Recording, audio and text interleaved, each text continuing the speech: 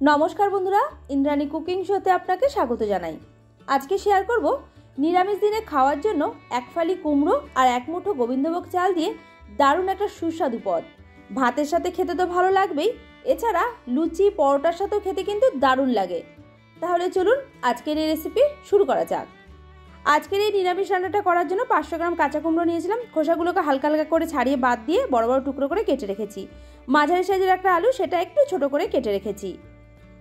রান্নাটার জন্য গ্যাসে একটা কড়াই বসিয়ে তাতে দিয়ে দিচ্ছি 2 থেকে 3 টেবিল চামচ সরষের তেল। আর যে কোনো নিরামিষ রান্নাটা যদি সরষে তেলে করা হয় তাহলে স্বাদটা কিন্তু ভালো আসে। তেল যখন ভালোভাবে গরম হয়ে যাবে এর মধ্যে দিয়ে দিলাম আগে থেকে কেটে রাখা আলু।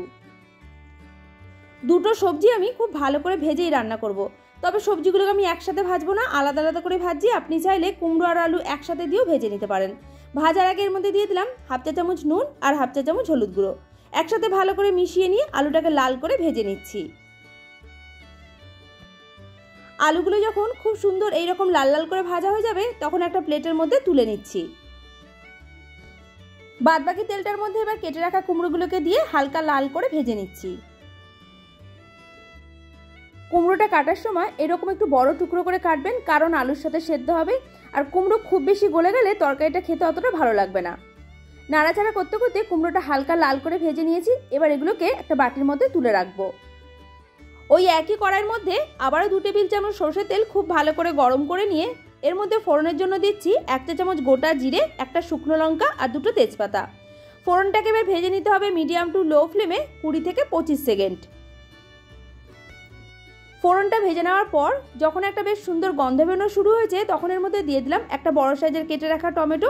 একসাথে পরিমাণ মতো নুন দিয়ে দিলাম, 1 চা চামচ হলুদ গুঁড়ো, 1 চা চামচ লঙ্কার গুঁড়ো, 1 চা চামচ দিলাম জিরে গুঁড়ো।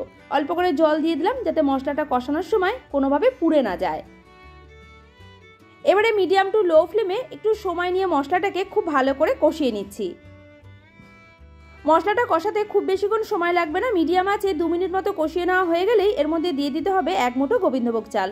তারপরে আবারও নাড়িয়ে চেড়ে মিশিয়ে নিয়ে মিনিটখানে কষিয়ে নিয়েছি। এবার এর মধ্যে দিয়ে দিচ্ছি আগে থেকে ভেজে রাখা আলু আর কুমড়ো। এই তরকারিটা খেতে এতটাই টেস্টি হয়, ভাত, রুটি, লুচি, পরোটা সব কিছুর সাথেই ভালো লাগে। আমিষ নিরামিষ যে কোনো দিন বানিয়ে নিতে পারেন।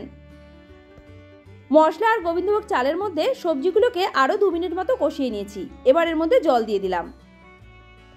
সবজিগুলো ভাজতে ভাজতে হাফের বেশি সেদ্ধ হয়ে গেছে আর এই তরকারিটা একদম ঝোলঝোল হবে না, একটু মাখোমাখোই হবে, তাই জলের পরিমাণটা খুব বেশি দেওয়া দরকার নেই।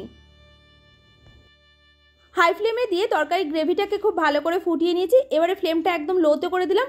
তারপরে ঢেকে এটা রান্না করে নেবো 10 মিনিটের জন্য, বা যতক্ষণ না সবজিটা খুব ভালো করে সেদ্ধ হয়ে যাচ্ছে।